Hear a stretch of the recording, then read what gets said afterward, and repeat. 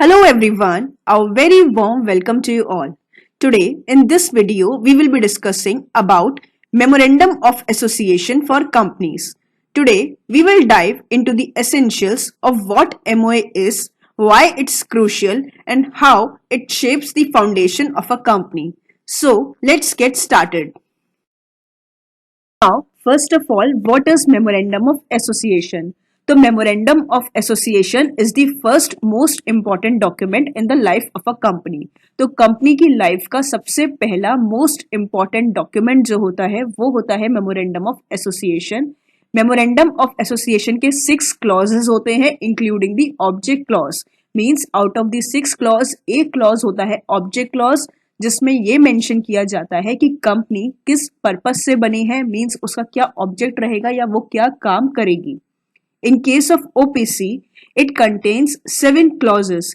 7 clauses में जो 7th clause होगा वो होता है nominee clause.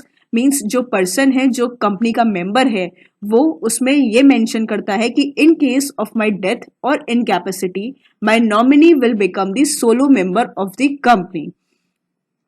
Next is MOA is the base document of the company. तो मेमोरेंडम ऑफ एसोसिएशन एक आईडी कार्ड होता है कंपनी का जिसमें कंपनी की जो बेसिक डिटेल्स होती हैं लाइक कंपनी का नेम, कंपनी कौन से स्टेट में सिचुएटेड है, कंपनी के ऑब्जेक्ट्स क्या रहेंगे, कंपनी की लाइबिलिटी, कंपनी की कैपिटल एंड कंपनी का सब्सक्रिप्शन क्लॉज. मींस कौन कौन से मेंबर्स होंगे या कौन कौन उनके शेयर्स को परचेज करेगा.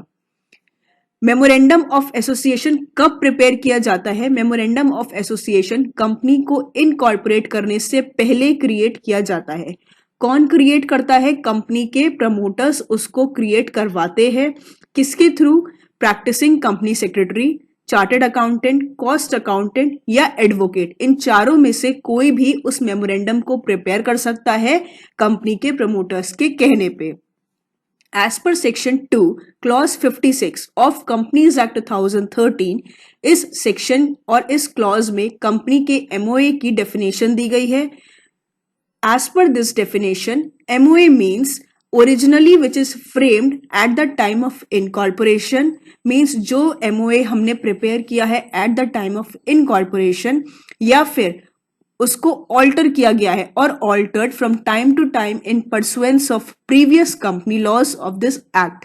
तो या तो वो डॉक्यूमेंट जो इनकॉर्पोरेशन के टाइम पे प्रिपेयर किया गया है वो, और इसी के साथ अगर उस डॉक्यूमेंट में कोई भी ऑल्टरेशन की गई है from time to time. Means suppose किसी कंपनी का नाम जब इनकॉर्पोरेट किया गया था तो ABC प्राइवेट लिमिटेड था, लेकिन आफ्टर दैट कुछ टाइम पीरियड के बाद कंपनी ने नाम रख लिया XYZ private limited.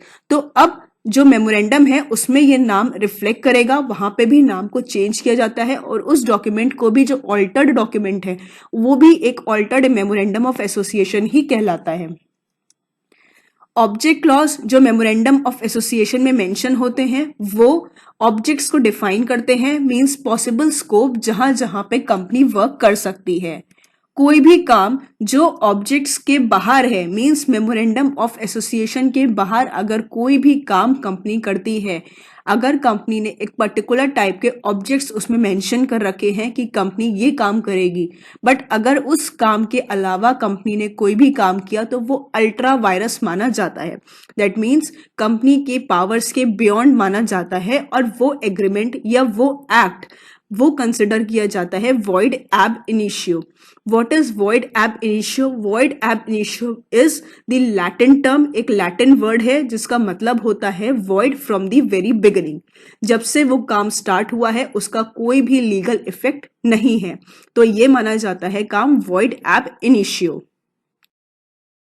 These are the clauses of MOA. तो कौन कौन से क्लॉजेस होते हैं जो मेमोरेंडम ऑफ एसोसिएशन में मेंशन किए जाते हैं? फर्स्ट इज नेम क्लॉज जिसमें कंपनी का नेम आता है. सेकंड इज स्टेट क्लॉज, तो कंपनी कौन से स्टेट में सिचुएटेड है वो मेंशन किया जाता है. कौन से एड्रेस, मतलब प्रॉपर पूरा फुल एड्रेस कंपनी के मेमोरेंडम में मेंशन नहीं करते हैं, सिर्फ हम स्टेट मेंशन करते हैं. दिल्ली है तो दिल्ली, यूपी है तो यूपी, महाराष्ट्र है तो महाराष्ट्र, जो भी स्टेट है हम वो स्टेट मेंशन करते हैं. ऑब्जेक्ट क्लॉज में कंपनी क्या काम करने वाली है, उसका क्या स्कोप रहेगा, वर्क, वो मेंशन किया जाता है. लाइबिलिटी में कंपनी की कितनी लाइबिलिटी रहेगी, लिमिटेड रहेगी, अनलिमिटेड रहेगी, लिमिटेड रहेगी तो कितनी लिमिटेड रहेगी वो मेंशन करते हैं। कैपिटल क्लॉज में कंपनी की ऑथराइज्ड कैपिटल कितनी होगी और वो कितने नंबर ऑफ शेयर्स में डिवाइडेड होगी वो मेंशन किया जाता है। सब्सक्रिप्शन क्लॉज में वो डिटेल्स आती है उन मेंबर्स की जो जो ये प्रॉमिस करते हैं कि वो कंपनी के इनकॉर्पोरेशन होने के बाद उसके शेयर्स को परचेज करेंगे। तो कंपनी के जो शेयर होल्डर्स होते हैं, जो सब्सक्राइबर्स होते हैं, मींस जो सब्सक्राइब करने का प्रॉमिस करते हैं, वो सब्सक्राइबर का पूरी लिस्ट आती है सब्सक्रिप्शन क्लॉज में। Now this is the format of memorandum of association of a company limited by shares। कोई ऐसी कंपनी जो लिमिटेड बाय शेयर्स हो। बहुत सी कंपनीज होती हैं लाइबिलिटी के बेसिस पे, कुछ लिमिटेड बाय शेयर्स होती हैं, कुछ लिमिटेड बाय गारंटी होती हैं, कुछ अनलिमिटेड कंपनीज होती हैं, इस तरह से कई होती हैं। तो लिमिटेड बाय शेयर्स के केस में टेबल ए होती है, उस फॉर्मेट में हमारा मेमोरेंडम ऑफ एसोसिएशन प्रिपेयर किया जाता है। तो फर्स्ट क्लॉज में हमारा आया नेम, तो name of the company is ABC private limited. Second में आता है रजिस्टर्ड ऑफिस यानी कि स्टेट क्लॉज, तो वहां पे हम मेंशन करते हैं कुछ इस तरह से कि registered office of the company will be situated in the dash, means जो भी आपका स्टेट हो, सपोज उत्तर प्रदेश, तो in the Uttar Pradesh. Third is object clause. Object clause में जो भी कंपनी के ऑब्जेक्ट्स हैं, मेन ऑब्जेक्ट्स, हम वो मेंशन करते हैं। एंड सेकेंड पार्ट पे यानी कि बी पार्ट में जो भी एंसिलरी या इंसिडेंटल ऑब्जेक्ट्स हैं जो हेल्प करेंगे, जो एक्टिविटीज आपको काम करेंगी या हेल्प करेंगी मेन ऑब्जेक्ट्स को पूरा करने के लिए, हम वो मेंशन करते हैं।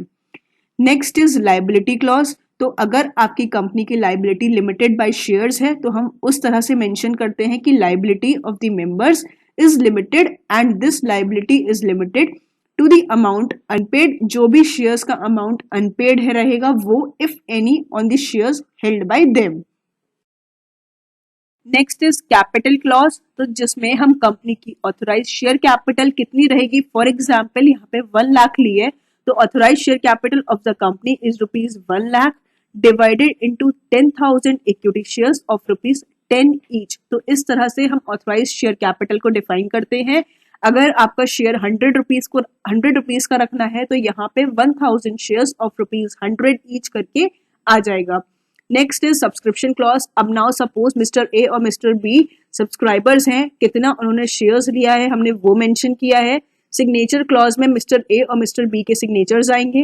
एंड लास्ट कॉलम में जिसमें name, address, occupation and signature of the witness है, तो जो भी ये मेमोरेंडम बना रहा है उसके विटनेस के सिग्नेचर्स आएंगे, एड्रेस और ऑक्यूपेशन मेंशन किया जाता है। Now the forms of memorandum of association. अभी जिसका हमने फॉर्मेट देखा वो थी हमारी टेबल ए, जो कि एप्लीकेबल है in case of company limited by shares. Table B हमारी एप्लीकेबल होगी अगर आपकी कंपनी है limited by guarantee and having a share capital. Third is table C, जो कि एप्लीकेबल होगी in case of a company limited by guarantee and not having a share capital. तो कुछ कंपनीज ऐसी भी होती हैं जिनमें शेयर कैपिटल नहीं होता है, लिमिटेड बाय गारंटी होती हैं, तो वहां पर जो एमओए है वो एज पर टेबल सी प्रिपेयर किया जाएगा।